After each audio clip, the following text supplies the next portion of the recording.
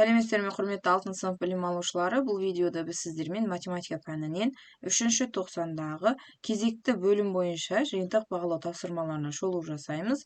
Тапсырма саны 4-еу, әр есептің шығарылу жолы толық түсіндіріледі. Видеоның соңына дейін мұқият қараңыздар. Ал бастайық. Бірінші есеп шарты дұрыс жауабын сәйкестендіріңіз деп тұр. Бұл жерде бірінші параллель түзулер, екінші перпендикуляр түзулер деп тұр. Ал мына жақта А, Б, С деп 3 түрлі анықтама берілген екен. Енді оларды сәйкестендіретін болсақ, алдымен оқып алайық. Біріншісі параллель түзулерге қай анықтама сәйкес келеді екен? Бір-бірімен тік бұрыш жасап деген анықтама бірден бізде келмейді. Өйткені тік бұрыш жасап қиылысатын түзулер, олар перпендикуляр түзулер. Екінші, кез келген өзара қиылысатын түзулер жоқ. Бізде параллель түзулер қиылыспайды. Демек, қиылыспайтын түзулер деген сөзді іздейміз. Демек, біріншісінің жауабы С. Екіншісі, перпендикуляр түзулердің анықтамасы жаңа біз білдік. Бір-бірімен тік бұрыш жасап қиылысатын түзулер. Демек, анықтамасына сәйкес келеді А анықтамасы. Бірінші есебіміз аяқталды.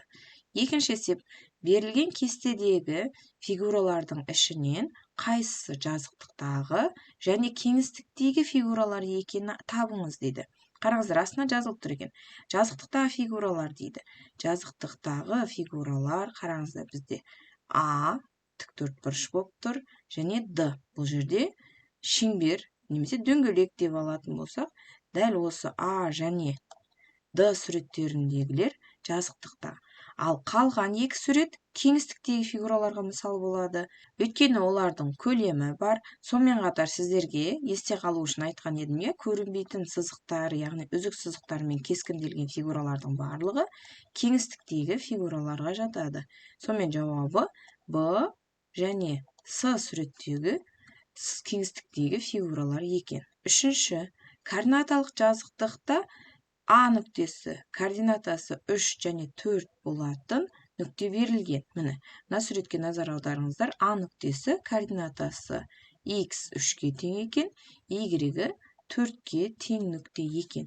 Дәл осы нүктені енді бізде айтады. OX өсіне, OY өсіне және координаталар бас нүктесіне қатысты симметриялы нүктелерді белгілеңіз дейді. Осы нүктеге симметриялы бірінші, қараңыздар, OX өсіне симметриялы алатын болсақ, онда ол абсцисса өсіне 3 координатасын сақтап, 4 қадам төмен түсетін боламыз. Сонымен 1, 2, 3, 4. Міне, минус 4 пен 3 кездескен жері. Бұны белгілейік А1 деп. Қасына координатасын жазып қояйық. 3-те минус 4. Бізге берілген нүктенің координатасы 3-те 4 еді. Абсцисса өсіне, яғни OX өсіне қатысты симметриялы жылжыттық. Келесі, OY өсіне қатысты симметриялы, яғни бұл жерде Y-тің координатасын сақтап қаламыз. 3 қадам солға қарай жылжимыз. Міне, нүктені белгіледім. Бұл бізде А екінші болсын, координатасы минус 3-те, мына нүктеміздің координатасы минус 3, ординатасын сақтап қаламыз 4.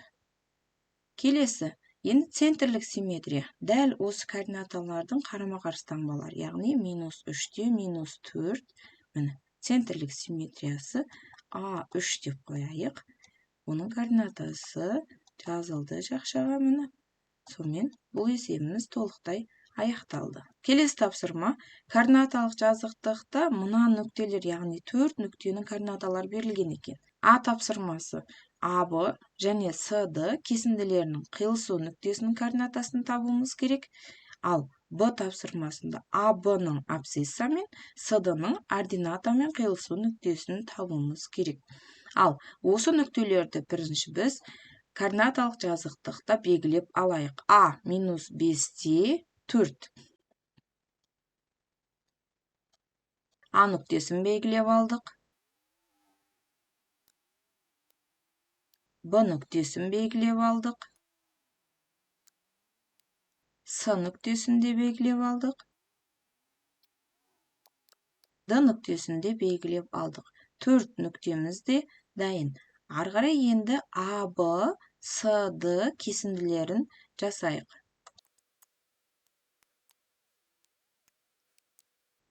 Ал осы екі кесіндінің қиылысу нүктесін табатын болсақ, А сұрағына жауап берген боламыз.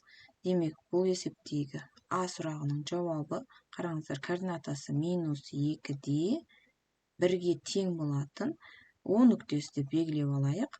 Және оны жауапқа жазып қояйық. О нүктесі координатасы -2-де 1-ге тең.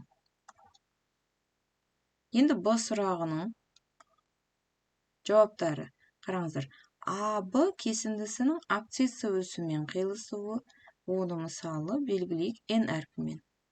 Координатасын жазуымыз керек. N координатасы абсциссамен -1-де, ординатасы 0 болған кезде қиылысады. Ал келесі нүкте бізде CD ординатамен қиылысу нүктесі болады.